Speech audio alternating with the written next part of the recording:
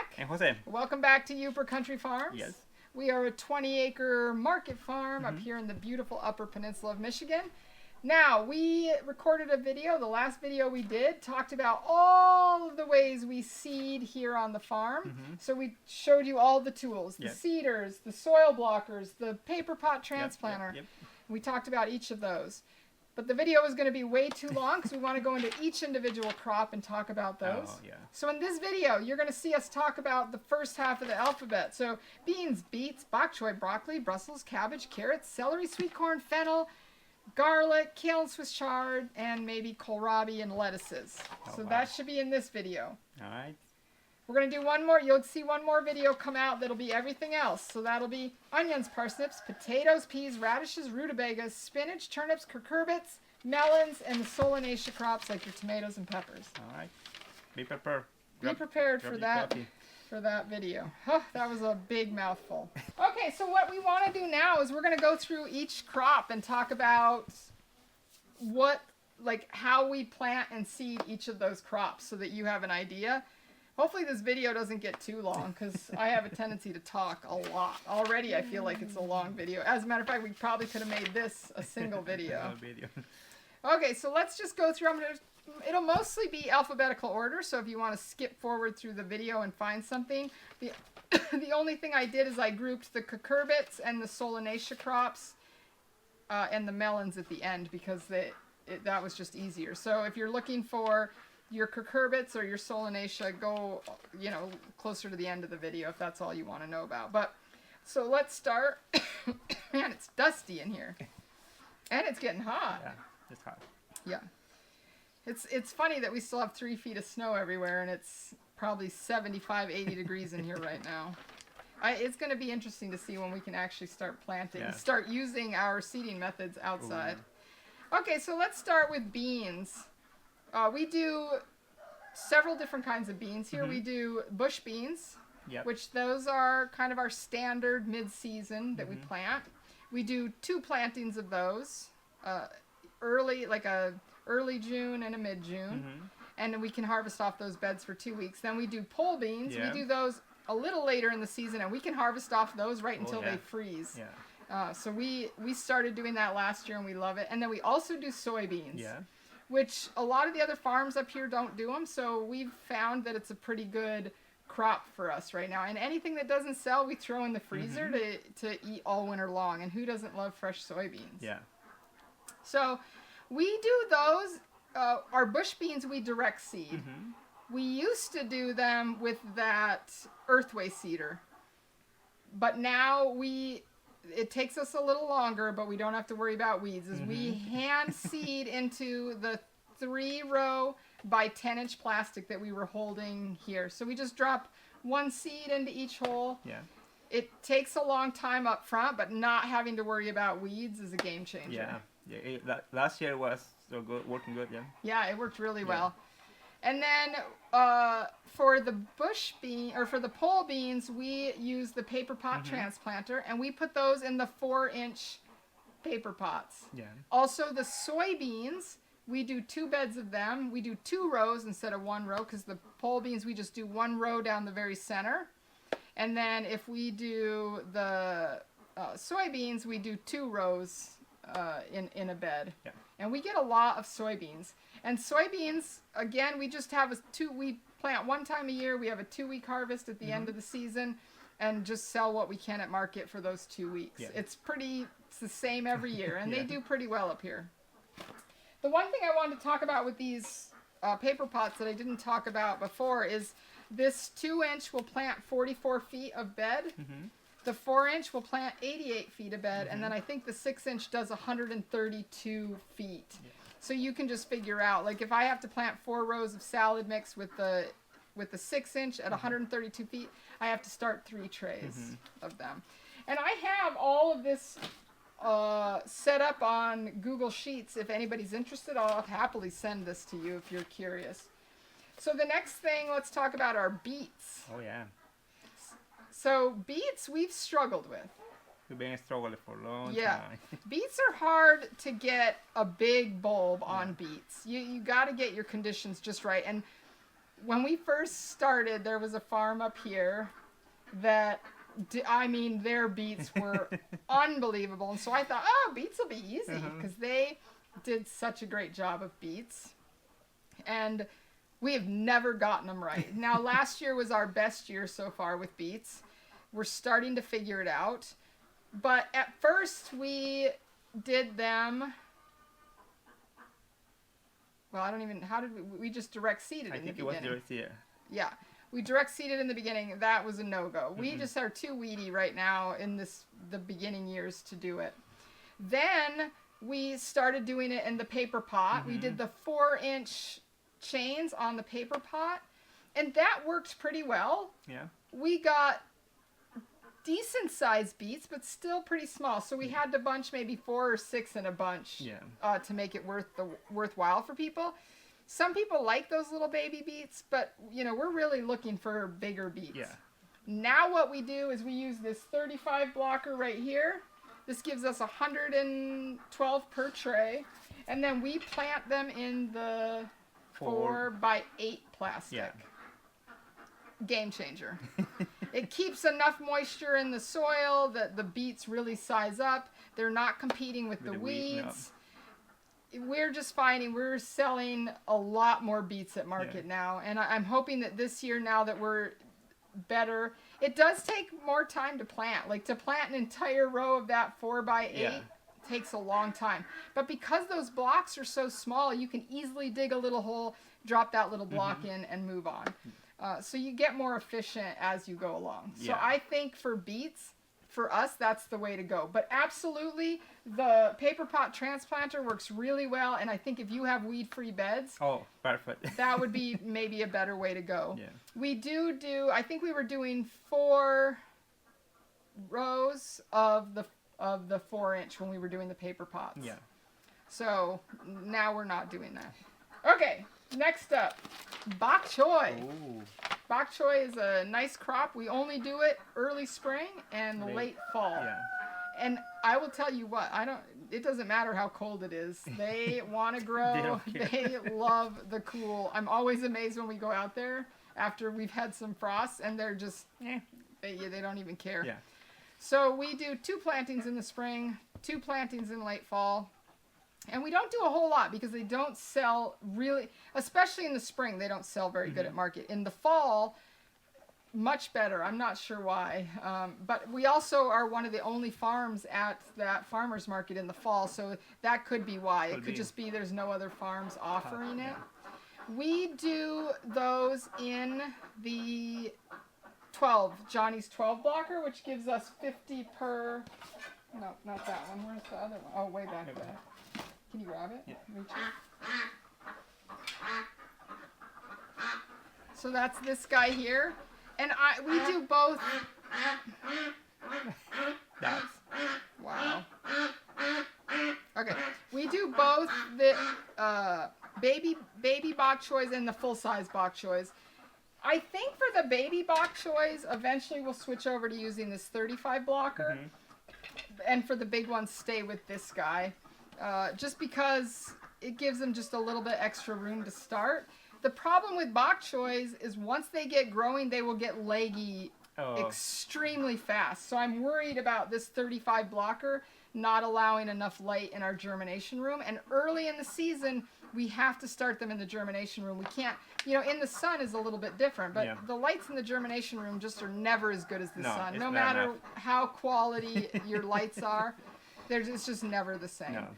So we do use this little bit bigger blocker, and for each planting we do 2 trays, which is 100 plants of the babies, and we do 2 trays of the larger, a purple and a white, and so that gives us 50 of each plant there.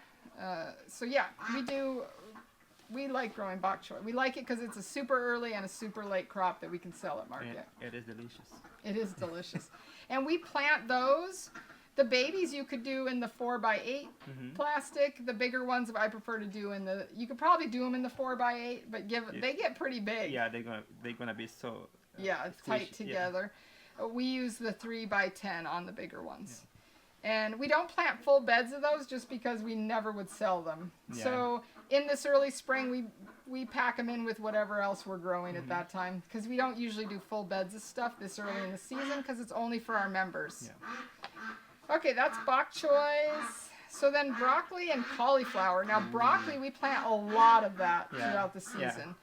Mostly because the other farms don't grow it mid-season because it's warm up here and they don't grow very well. But that gives us the opportunity at market to bring people to our table because we almost always have broccoli. Other than on the rare occasion where something's gone wrong with the planting, we have broccoli. So we start broccoli is in the first planting we do every season, all the way almost to the last of the season because it grows. And we do late, well, I think we plant it maybe, let's see if I put it on here. We plant in August, in late July, we plant our storage broccoli. We do 4 100-foot beds of broccoli, and that's 2 rows in each bed by 18 inches, because we do it in the 2x18 plastic. All of our broccoli gets planted in that. And that's so we have a big harvest right as the temperatures cool off. Now, this year we screwed up because it stayed late or warm way past where it usually does. And we lost a ton of broccoli. Why? Because we did not have time to harvest. I should have called in all of our friends.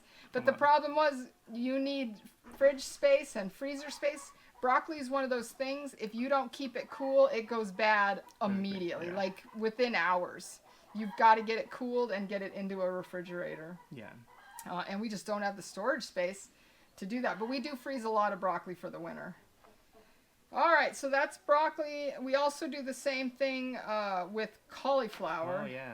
And so we've never had success with cauliflower, but what we're learning is to do it in the fall. So this year I have it on the schedule to do a fall planting to see if we can get cauliflower, because who doesn't want a little cauliflower?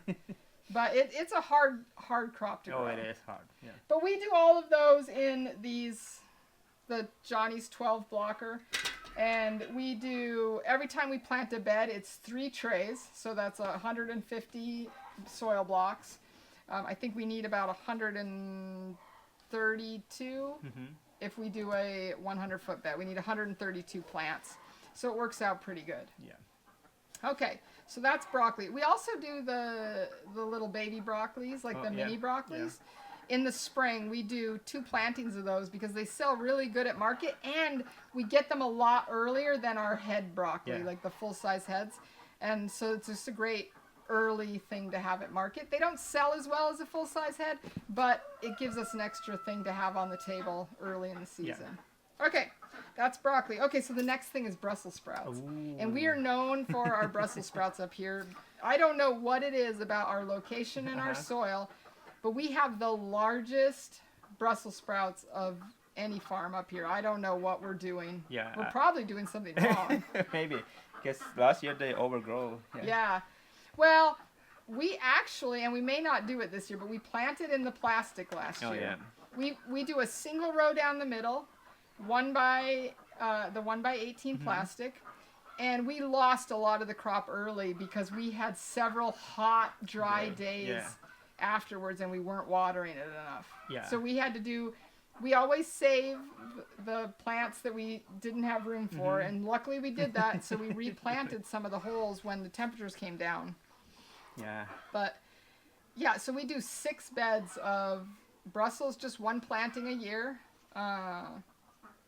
and it's one of our huge crops. And the nice thing about Brussels is they'll hold in the field almost until we're done with markets, all the way into November. They don't care the cold weather. No matter what, I think they like it. The cooler the better. You just want the heads to pretty much develop about the time it gets cool. And that might be why we had a bit of a problem last year, because it just stayed hot so late in the season. It just didn't cool off. Okay, so that's Brussels sprouts. Oh, we plant the Brussels in these. So every row needs about a tray and a half. So we plant 3 varieties, 2 beds of each variety, which means 3 trays. I know this is a lot of information, but if you let me know, I'll send you the document we use. The next thing are cabbages. We do Napa cabbages here. We do short season cabbages, which give us just the small heads that we sell throughout the market. And then we do the storage cabbages, which are the larger heads, for sale. Eventually, we want to be storing them through the winter for our members, but we need more storage space to be doing that. Yeah. And also, those are going in plastic too. Yep, we do plant them in plastic. So the Napa cabbages are the ones we do those 2 plantings in the spring, 2 plantings in the fall. They're another crop that don't care at all if it's cold. They will grow in the coldest of temperatures. They just don't care. So the camera overheated. So we're back in business now, I think. Okay, so we were talking about Napa cabbages before the camera went out. The Napa cabbages, we just do 2 trays for each planting, 1 purple variety or red variety, and then 1 green variety. Yeah. That provides plenty for sale at market. They're not huge sellers at our market. It's just not that popular of an item. In the fall, they sell better, of course. Yeah. But we do sell them in the spring as well. And we like to have them early for members. Our members do like them. Yeah. If you don't eat Napa cabbage, though, you need to start. They are amazing. I love Napa cabbages. And then we do the short season cabbages, which are just the smaller heads. We grow usually several varieties, and we plant them many times throughout the season. So I have on here that we do 5 plantings about 3 weeks apart. And they sell really good at market. They don't bring a lot, but we don't plant full beds of them, and we just do plant 3 trays at a time, really. So we do a green head, a red head, and then sometimes we have a second green head that we'll do, or we do the Savoy, which is like the crinkly leaves. But those don't sell very good. People like the tighter head. But usually earlier in the spring, we can get a really nice Savoy cabbage growing, and those ones sell pretty good. But later in the season, they just don't sell that well, and they just... It's too hot in the summer. Yeah, they don't grow very well. And then I think mid to late June, we usually plant our storage cabbages. We plant those in the 2 by 18 plastic, so 2 rows every 18 inches in our beds. And we get good production out of that. Yeah. They handle being in the plastic pretty well, especially because once they're large, they're covering the plastic anyway. So the heat doesn't impact them the same way it does the Brussels sprouts. Yeah. So that's how we do our cabbages. And we just do 1 planting for our storage cabbages, 3 beds, and that gets us pretty much what we want. But in the future, as we get more cold storage, we will definitely do storage cabbages for our members through the winter. Because I love cabbage, and it holds so well through the winter. Oh, yeah. You just have to pull those outer leaves off. Yeah. But they'll last a long time. Okay, next on the list are carrots. Oh. This is another crop that has taken us a long time to get right. And I'm not even joking about that. It has taken us a long time. If you have weeds, especially us, because we have that crabgrass that is just like the long roots, and when you try to weed and you pull those out, it'll wipe out a big chunk of your carrot bed when you're trying to weed. So we've really struggled with carrots. Yeah. But we've gotten better. Not yet. I think the last couple years is when we start figuring out how to grow carrots. Well, and we're working on planting them in beds that are more weed free, so we don't have to do quite as much weeding. And it's that when we do get weeds, they're not the grass. Like, we're growing them in the beds that aren't full of grass. Yeah. It's just weeds, and those just pull out real easy. So we're not affecting the carrots as much. Yeah. But we do a lot of plantings of carrots, pretty much every 2 weeks through summer, so that we know they'll be done. And then we do 1 large planting of storage carrots. Yeah.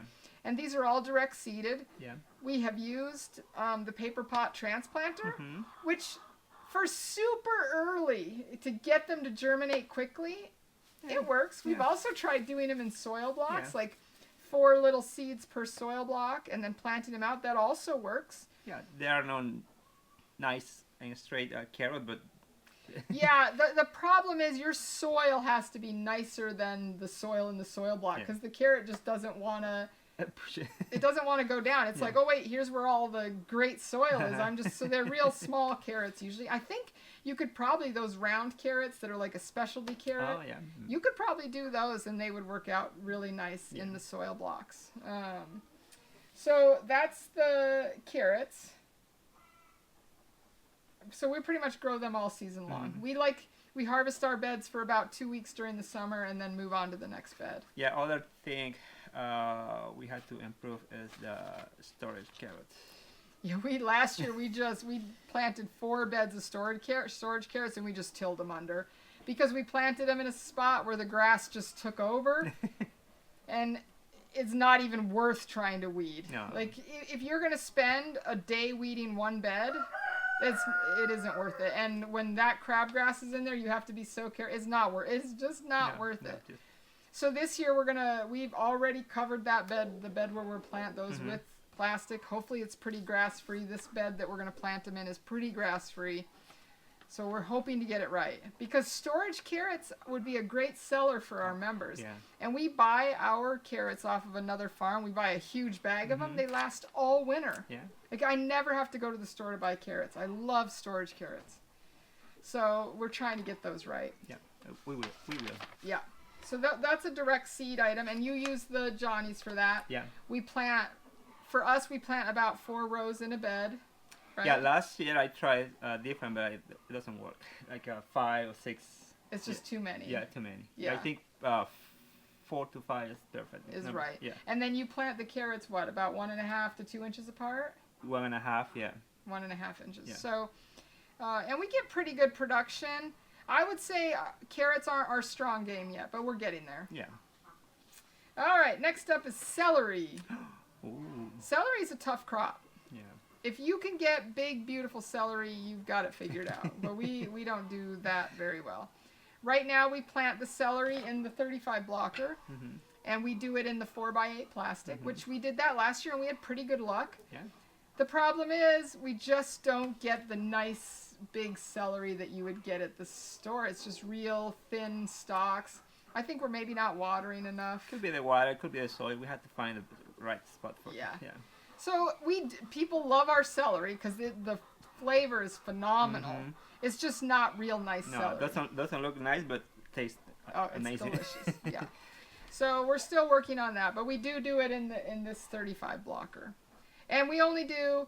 This year we tried doing an early planting because I saw another farm had beautiful celery early in the season, and I thought you couldn't plant celery till after last frost.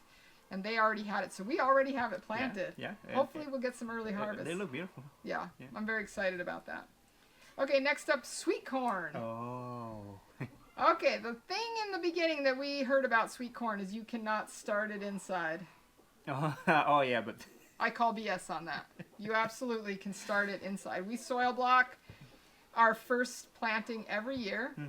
It's a lot. Yeah. But to get some early to our members is worth it. So we start 2 beds early every year. And we used to plant 2 rows every 6 inches, but now we plant it in the plastic because corn is one of those things we don't want to have to weed. Yeah. So we now do it in the 3 by 10 inch plastic. We plant all 3 rows in the bed. I thought it would maybe be a bit of overkill. But not. No, works out great. Last year we got a nice feedback from people about the sweet corn. Oh, people love the corn. Yeah. We just have really good, and it's not a moneymaker. Corn, I think, if we could start getting 2 ears per stalk, we don't have a very long season here, though. I mean, already by the time we're harvesting, the nights are already getting down close to freezing. Yeah. It's just to get 2 ears. If we could do it, we could make money on it. But it's just really a nice extra crop for our members. If we have extra, we'll sell it at market, but I don't let people open it up. I just sell it in bags of 6 ears for $5, and that's people take it or they leave it. Yeah. I'm fine with that. Last year, I think we've been lucky because no problem with worms. Yeah. Yeah. Well, early in the season we don't have worms. As we get later in the season is when we start having problems. But that's when we just start harvesting it and processing it. So we cut it off the cobs and put it in the freezer. Yeah. So we love having corn all winter long. Yeah.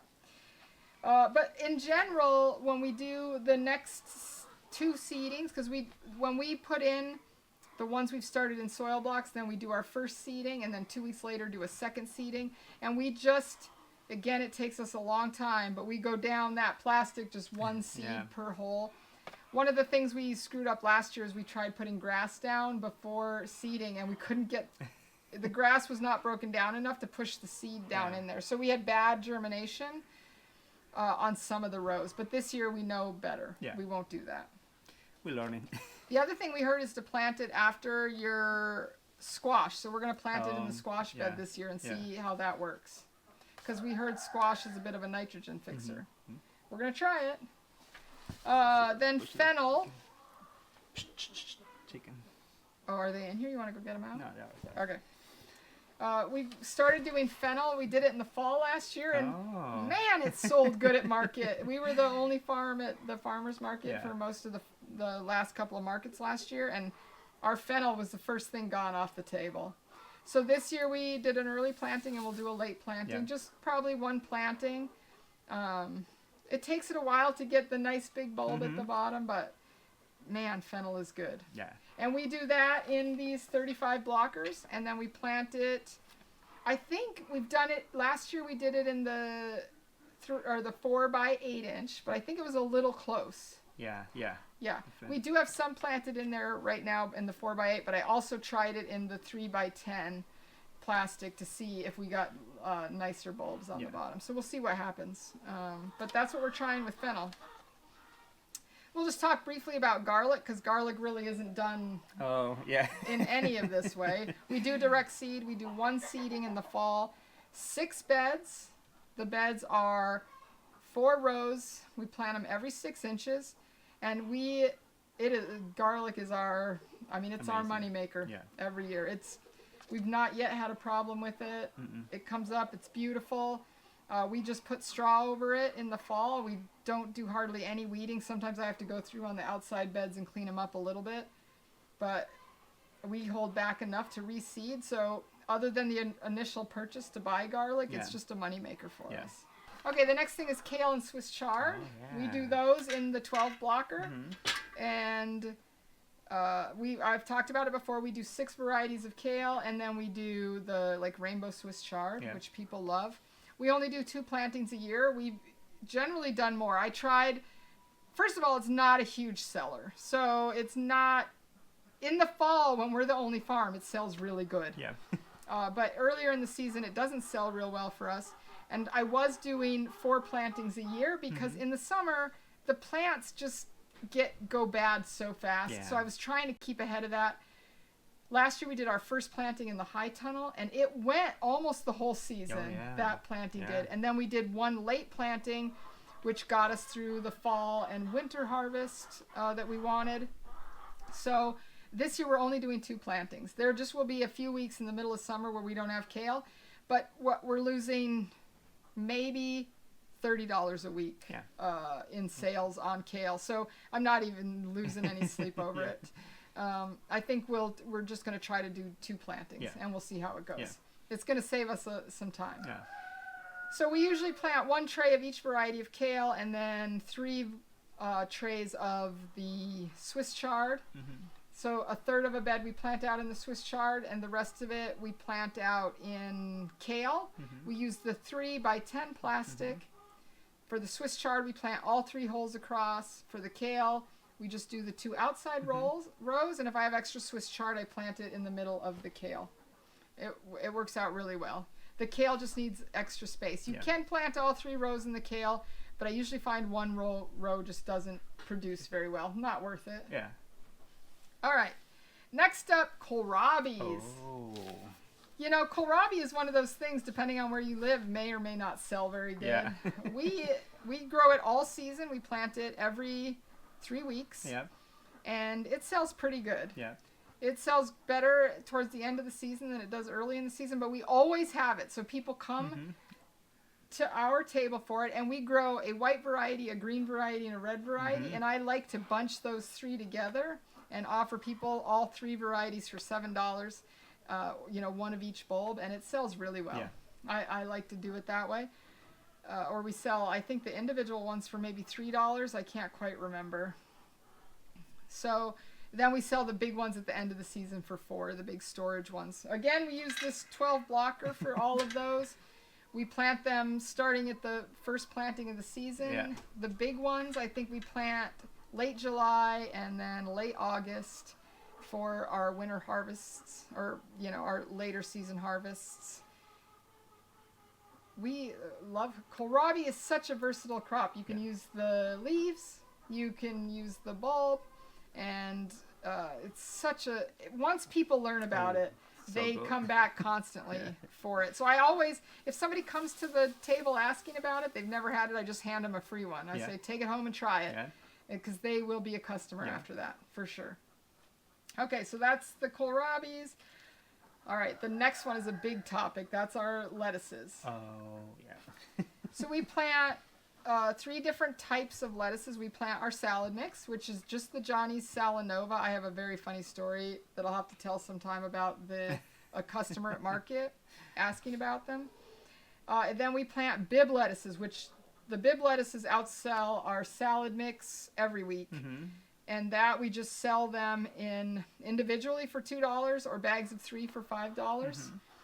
People come to our booth just for that every week. And if we don't have them, people are upset because sometimes in the middle of summer, they're just not growing well and we don't have them. Too hot. So it's very disappointing when we don't have them. And then we try to sell the big heads. But I think we need to cut back on doing the big heads during the middle of season until we start using shade cloth. Yeah. We just haven't invested in shade cloth yet.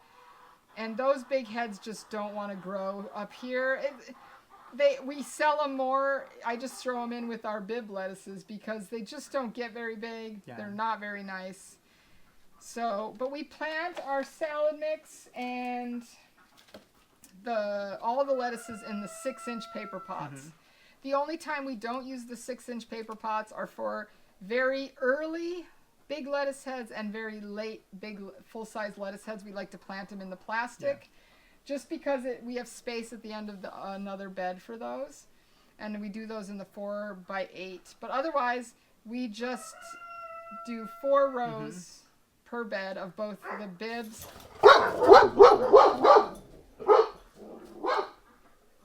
4 rows per bed. Obviously, they'll be 6 inches apart because they're in the 6-inch paper pots.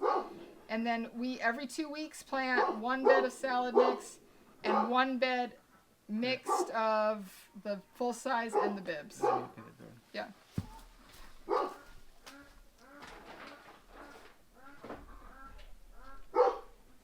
So this is definitely what we plant the most of all year long, because every 2 weeks, 6 trays total, 3 trays of the salad mix, 2 trays of Bib lettuce, and 1 tray of full head lettuces every 2 weeks. Yeah.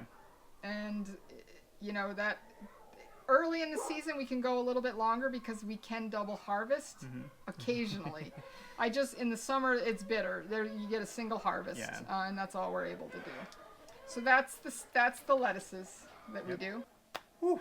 Yeah, well, that was a lot. Oh, wow. So we talked about the first half of the alphabet here today, all the different ways we plant the beans, the beets, the bok choys, the broccolis, the Brussels, the cabbage, the carrots, the celery, the sweet corn, the fennel, the garlic, the kale, the Swiss chard, the kohlrabi, and the lettuces. Wow, that was a lot. Yeah, we hope you stayed tuned. And we hope you enjoyed. Again, if you are watching this, we hope you will give us a thumbs up. Yes. Subscribe to our channel. It helps out a lot. Yes. We're really trying to share with you all the different ways we farm here in the Upper Peninsula. Again, I'm Mac. And Jose. And we are Upper Country Farms. Thank you.